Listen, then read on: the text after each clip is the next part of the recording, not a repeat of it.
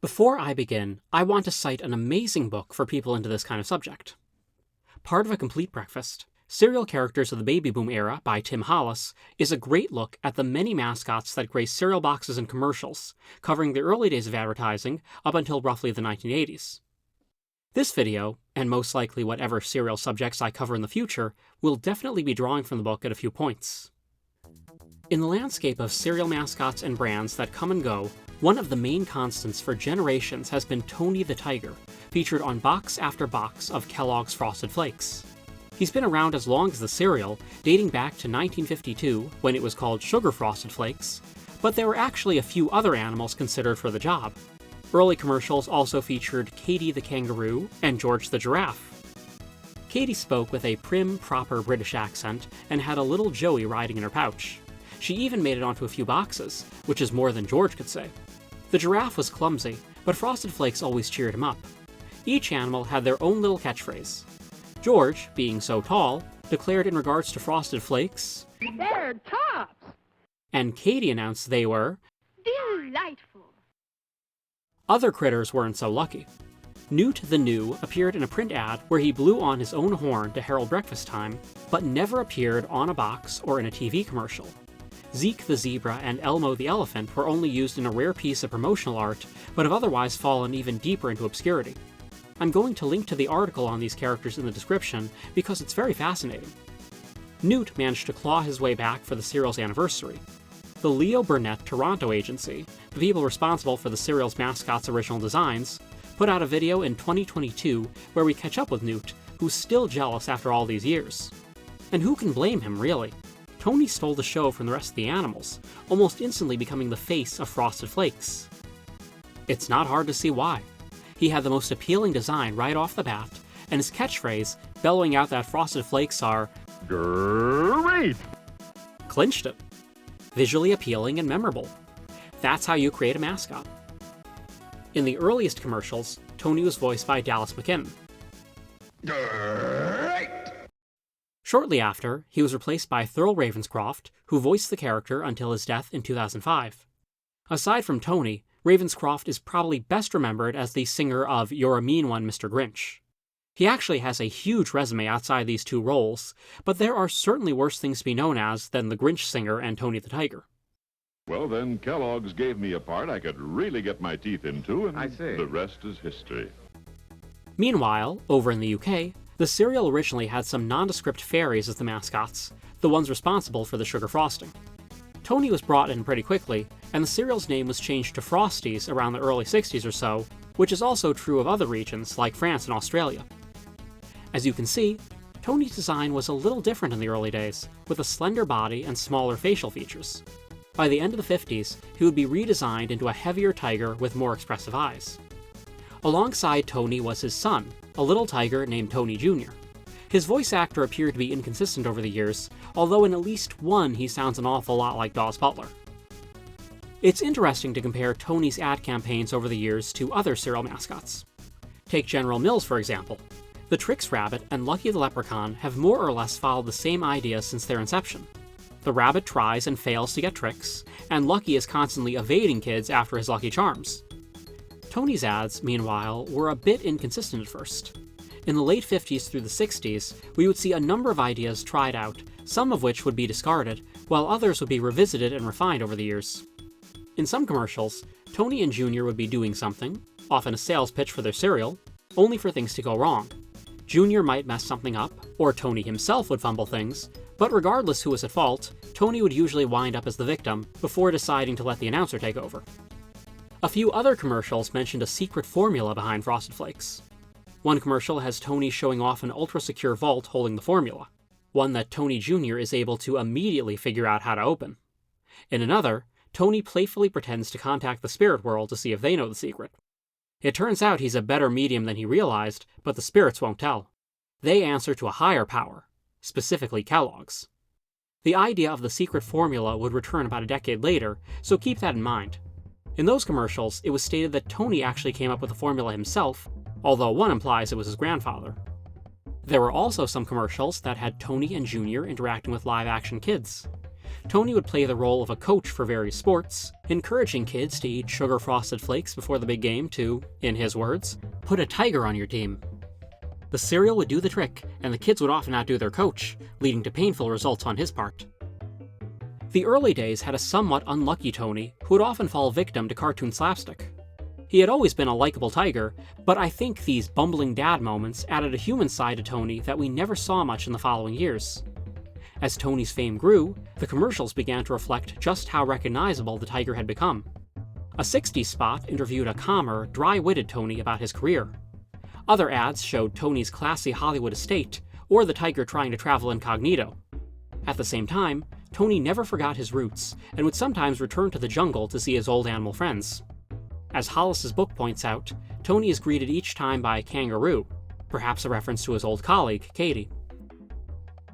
Apparently, Tony was quite popular in Italy, even gracing some magazine covers over there around this time, which I've been unable to locate, and in response, Kellogg's declared he was, in fact, of Italian descent. Interesting, but I can't really find any factual evidence backing this up, and it's not reflected in any of the commercials that have surfaced. If any Italian viewers want to share some insight, please do. Tony Jr. continued to appear in various ads, and we also got to meet some other members of the Tiger family. Tony's mother, his wife, and his daughter, Antoinette. While these characters would appear in merchandise, they didn't seem to have the same presence in commercials as Tony or his son. Speaking of his son, in 1977, he was deemed popular enough to have his own cereal, Frosted Rice, called Ricicles in the UK. This is an interesting little batch of commercials, since they have to specify that this is a different cereal from his dad's. With my new Kellogg's Frosted Rice cereal. Did he say Frosted Flakes? Nope, it's Frosted Rice. They also couldn't settle on a hook like Tony's famous "Great!" In some commercials, Junior is so taken by the cereal that he lets out a mighty roar when he says the cereal's name. Remember, Kellogg's Frosted Rice! In others, he embraces his inner Catwoman and declares the cereal is perfect. Sadly, none of this ever really caught on, and Frosted Rice was retired in 1982. A similar cereal, if not just the same, was later introduced, Frosted Rice Krispies, with Snap, Crackle, and Pop on the box instead of Tony Jr. In fact, Jr. stopped appearing altogether after this. Although he was never quite as popular as his father, the little tiger cub was plenty cute and could stand to make a comeback. Another short-lived cereal from this time was Banana Frosted Flakes, which were available from 1981 to 1984. Their gimmick was having real banana bits. On the boxes and in the commercial, Tony appeared in a straw hat, getting off the banana boat with fresh ingredients. Around 1978, the secret formula idea was revisited. In a few commercials, Tony would accidentally put the formula in danger himself with his growling, either setting off a sound-sensitive alarm or actually destroying the armored van he was riding in. Very quickly, though, they introduced a nemesis for the tiger. A couple men after the formula, presumably from a rival cereal company. I'm guessing Ralston. I don't believe either man was ever named. The leader was a rather unassuming bald fellow with a mustache. I can't help but recall Tobias from Arrested Development, or Dr. Forrester from Mystery Science Theater. He sometimes operated alone, and sometimes with a thuggish henchman. From around 1979 to 1982, these sneaky characters tried a number of tricks to get Tony's formula, with their plans including spying on him, using a robotic tiger, or outright just trying to snatch the briefcase containing the formula when the time was right. Tony would either foil them using his wits, or inadvertently. Despite the would-be thieves fading into obscurity after a couple years, I like that the leader was confident enough in himself that he even put his own face on his hot air balloon, just like Tony. Around this time, the cereal's name was changed from Sugar Frosted Flakes to simply Frosted Flakes. The sugar content, which was closely linked to the secret formula according to the commercials, was generally played down due to pressure from the FDA. I wonder if this is what led to the formula campaign getting dropped. Anything that drew attention to what was in that frosting was probably now seen as a bad idea. Across the pond, however, they didn't have the same concerns, and a different villain was after the formula. In 1981 and 1982, a couple commercials were produced where Tony toured the Frosties factory run by robots called Tigernauts. One advert had a spy robot sneaking around taking pictures of all the machinery. Tony put an end to the espionage with a well-timed pitcher of milk. That was just the beginning. In 1983, we were introduced to a villain who would go on to appear on and off for the next couple of years, Tiger Man. Tiger Man looked a lot more sinister than the bumbling crooks from the American commercials, and he posed more of an active threat to Tony. When he was introduced, we learned that he wanted to steal the Frosties formula to improve his own shoddy cereal, Fake Flakes. He may be evil, but at least he's honest about his product. In these ads, Tony would be enjoying himself with his friend, a little cat named Tom. Tiger Man would show up and snatch the secret formula, which was always in a conspicuous glowing sack. Springing into action, Tony would inevitably reclaim his prize, even if he tripped himself up along the way. Rounding out the cast for this series was a rabbit who would sneeze in every appearance. Fittingly, one commercial revealed his name was Achoo Rabbit. I'm not really sure what the logic behind this character was, existing solely as a running gag, but I found myself weirdly happy to see him whenever he made his obligatory appearance. A few promotional magazines called Tiger Tracks were offered as premiums around this time, featuring, among other things, comics starring Tony. Tom, Achoo, and Tiger Man only appeared in couple stories, which played out very much like the adverts. Tony had a few other adventures as well, involving saving an experimental vehicle from thieves and winning a globetrotting race, despite interference from a few generic villains. Back in the US, the commercials pivoted back to the sports theme, with many following the same formula, as opposed to the secret formula, that is. A young, budding athlete gets ridiculed by some older kids. Tony encourages them not to give up and have some Frosted Flakes, part of a complete breakfast. Now ready to take on the world, the kid and Tony take to the field, set to the energetic jingle, "Bring out the tiger in you." Thanks to Frosted Flakes, they absolutely wow everyone. Tony's clumsiness was almost entirely gone at this point, and he was now the strong, competent mentor that many of us remember him as. Although he wasn't quite as entertaining as before, he was still incredibly likable, and it's always satisfying to see him help the underdogs achieve their goal. Is it cynical to promise that cereal can solve the bulk of your problems? Yes, but that's the world of advertising. Frosted Flakes is far from the only product to push this kind of narrative. Another ad campaign in the mid-80s had adults anonymously confess that they still love eating Frosted Flakes, treating it as a secret shame. Tony would pop in near the end, declaring the cereal has the taste adults have grown to love. This is getting frighteningly relatable, so let's move on before I have any more self-reflection. These campaigns continued into the mid-90s. Tony still helped kids achieve their sports dreams, sometimes appropriately accompanied by Eye of the Tiger, and adults continued to lead closeted lives of Frosted Flakes lovers. At a few points in the UK, Tony would actually help adults with athletic issues, subbing in at the last minute and bungling his way into first place. With a few exceptions, these would be the last we'd see of Tony's clumsy side. One ad to sort of break the trend was produced in Australia and featured a more stylized Tony with Bondi, a koala sidekick. The two got in a little scrape with some crocodiles, but escaped with their lives and their Frosty cereal. It was around this time that Keith Scott took over as Tony's voice for the Australian commercials. Tony had a few crossover comics at this time as well. In a Canadian comic, printed in both English and French, he teamed up with Spider-Man to take down Electro. This was published during the time when everyone was telling kids to just say no. In the short story, Tony and Spidey find a drug dealer pushing his product to kids and being protected by Electro. Really, it could have been just about any Spider-Man villain, because he and the dealer are defeated in the matter of a panel or two. Tony's other crossovers were a little more on brand, featuring actual athletes. 3 comics were printed by DC, featuring Tony meeting Jackie Joyner-Kersee, Nolan Ryan, and Ozzie Smith. The comics had Tony and the sports stars encouraging kids to work hard, train well, etc., etc. You can probably imagine how they went just by looking at the covers in a few panels. The sports commercials continued into the late 90s, encouraging kids to earn their stripes and be part of Team Tiger. Interestingly, the secret formula angle was briefly revisited in a few spots. Instead of focusing on cloak and dagger attempts at stealing the recipe, they just had kids speculate about what the secret was, with Tony gently teasing them. In 1994, Tony starred in his own video game, Tony and Friends in Kellogg's Land. In the story, Tony's fellow mascots have been captured by large evil ants, and the tiger needs to rescue them. It's a straightforward, boilerplate promotional platformer. Of similar note is 1999's Kellogg's Mission Nutrition. King Croco, who I believe is an adversary of Coco the Cocoa Krispies monkey, has stolen the land's resources, not to mention their cereal recipes, meaning Tony and company have to go on another adventure to set things right. Cocoa Frosted Flakes was introduced with great fanfare in 1997, with a commercial showing its creation and taste test by Tony himself. Of course it got his approval. 1997 also introduced the Hey Tony jingle, sung by a group of kids about their admiration for the tiger. This one sticks in my memory very clearly, And I think the same can be said for a lot of people my age. At multiple times in my life, someone has sung the first couple lines, which would be followed by everyone joining in and singing the whole song. That's how you know you have an effective jingle. The UK commercials introduced some new villains in 1999. The Frosty Bashers, a group of government agent-looking fellows who, for whatever reason, chase kids around in order to, destroy their cereal, I guess. A strange idea even for a simple ad, they were retired seemingly after only one appearance. But that wasn't quite the end.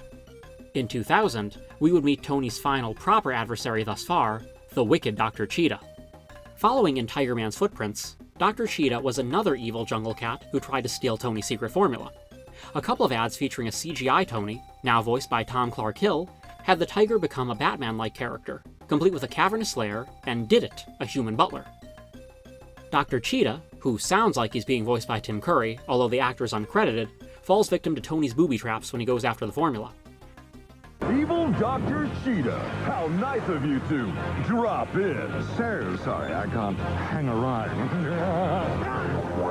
Dr. Cheetah stuck around for an even shorter time than Tiger Man, but he did make it into a few promotional comics. There was also an internet game called Cheetah Chase, where Tony raced a Frosties truck that had boxes of cereal occasionally falling out the back. The cereal helped Tony speed up and overtake the truck.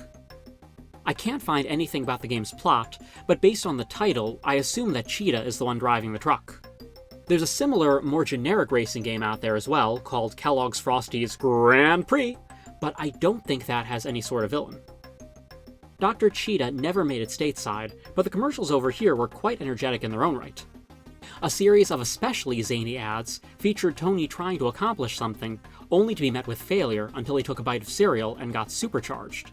Briefly hulking out, the now confident Tony was able to complete his task with no issues. These ads, especially one where Tony goes to the gym, feel heavily inspired by theatrical cartoons from the 1940s, and feature some of the best animation of the tiger's career. Elsewhere in the world, Tony starred in a series of Japanese spots where eating Frosted Flakes gave him superpowers. True, that was also the gimmick in the American Supercharged ads, but this Tony could fly through a storm to rescue someone, or stop a meteor hurling toward Earth with his bare paws.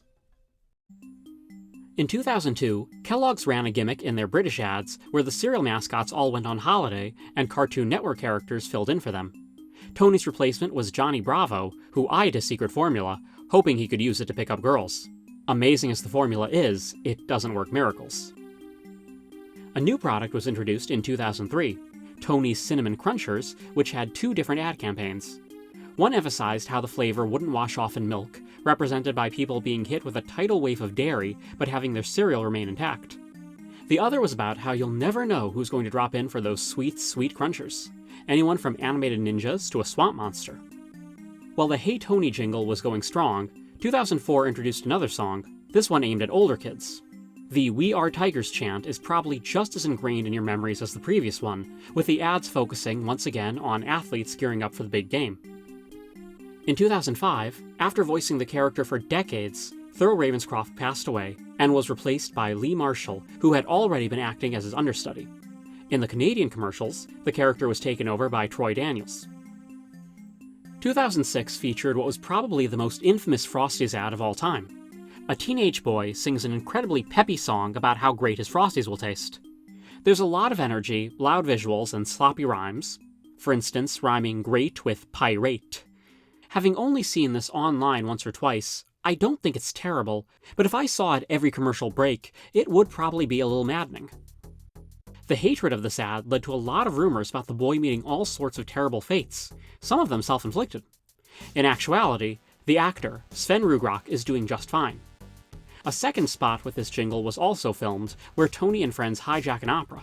It features even worse rhymes, but it doesn't seem to have reached the same level of notoriety as the first one. One of Tony's final true comedic outings was a 2008 spot where he traveled to study with tiger monks in order to resist the sweet temptation of Frosties. Of course, he failed the task, because you simply can't keep Tony away from his cereal. A funny ad with some nice-looking new characters to be sure, but it feels like this would have been better suited for someone like Sunny, the Cocoa Puffs bird. After this, Tony was almost solely in supportive coach mode. The We Are Tigers ads gave way to commercials about showing one's stripes, but the gist was basically the same. A lot of footage of kids training and competing, with small appearances by an animated Tony. The character had been rendered in CGI every now and then up to this point, but had most consistently been portrayed in traditional animation.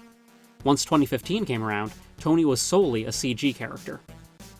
A small shakeup happened in Japan in 2012, where a series of commercials were filmed where Tony was played by someone in a costume who danced alongside other costume characters, a pair of dancing cereal boxes. Aside from that charming bit of silliness, things seemed to be going smoothly for old Tony up until this point. Yes, his commercials had gotten a bit dull, but he'd spent years trying to protect that secret formula of his from dastardly forces. It's understandable that he needed a rest. However, Tony was soon going to face a challenge more unsurmountable than someone like Tiger Man: the furry community. It seems that the official Frosted Flakes Twitter account was on the receiving end, a poor choice of words perhaps, of a lot of lewd images of our favorite tiger. Frosted Flakes would make a post, and then get bombarded with sexy Tony fan art in the replies. It got to the point in 2016 where they had to put out the following message. I'm all for showing your stripes, feathers, etc., but let's keep things great and family-friendly if you could. Cubs could be watching. Regardless of your feelings on the matter, you have to admit that's a tactful, brand-friendly way of saying, please stop sharing provocative work of our character. Of course, this didn't stop anything. There was blood in the water, and at this point it was probably less furries and more trolls taking advantage of an absurd situation. The more openly devious Chester Cheetah over at Frito-Lay even took advantage of the moment by basically encouraging fans to come over to the dark, dangerously cheesy side. Funny that this is the second time Tony's gone toe-to-toe with the cheetah, and he unfortunately didn't come out on top this time. Maybe that was another poor choice of words. At the time, it was speculated that this could very well have been the end of Tony the Tiger.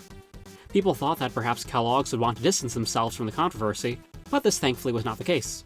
While there doesn't seem to have been as many commercials produced since then, Tony didn't go away. In fact, he had something of a resurgence in 2019 where he received a new voice actor, Andy Nagraj. Although this version of Tony was not prone to slapstick or mishaps like the earlier versions, he at least had a cheeky sense of humor that the tiger had been lacking for a good while. When he appeared on the Colbert Report, what a weird world we're living in, he lightly ribbed Stephen in your usual talk show guest sort of way. Some 2021 commercials showed him having a similar jokey banter with Shaq. In 2022, it was announced that Tony was going to become a VTuber and host his own Twitch. Now, I'll be honest, I'm not well versed at all in this sort of thing. I saw various complaints about the corporatization of the space, and while I think I understand, I also feel it would be hypocritical of me to complain too much. After all, I'm the one making a video chronicling the history of a mascot, very much a corporate character. There was a lot of fanfare leading up to what turned out to be Tony's one and only stream. If you ignore the 15-minute countdown, the stream ran for roughly 90 minutes. Tony and a few other streamers chatted in what was most likely Kellogg's approved talk about cereal and such. There were a few sly references to Tony's more enthusiastic fans, but it was generally all very clean and softball. Tony didn't even partake in the game and spent a decent amount of time off camera. YouTuber Beta Ada Delata did a good job of covering this in detail, so I'll direct you to his video for more information. Since then, Tony's activity seems to have been a bit more limited. His most recent tweet is also from 2022, promoting a serial tie-in for Avatar: The Way of Water. The replies are what we've come to expect. It's funny to say, oh, the furries killed Tony's career, but that's probably not really true. The advertising landscape has changed drastically in recent years, and a lot of companies are trying to keep up. I don't think we're going to see another Frosted Flakes Twitch stream, but we're probably going to see more things like it, if not with Tony, then with some other legacy advertising character. Even though he hasn't been as active on social media, Tony hasn't gone away either. He's still in the occasional commercial, and you can still see him on boxes of Frosted Flakes at your local supermarket. Despite all the craziness, Tony's still going strong in the long run. You know, we've talked a lot about the secret ingredient that they closely guard, but I think the answer's been right in front of us the whole time. Tony is the secret. If the cereal had George, or Stu, or Katie as the mascot, I don't know how long it would have lasted. Yes, it's a sweet cereal, so it's going to sell, but those are still a dime a dozen. We want the one with the tiger on the box. The tiger who's been there for generations, the encouraging one, the one with the iconic voice and that unforgettable catchphrase. He's just that good. Frosted Flakes good. They're good. Well, you all saw that coming. Thanks for watching. Show 'em you're a tiger. Show 'em what you can do. Go, Tiger! The taste of Tony's Frosted Flakes. Man, they're fast! Brings out the tiger VTUBE.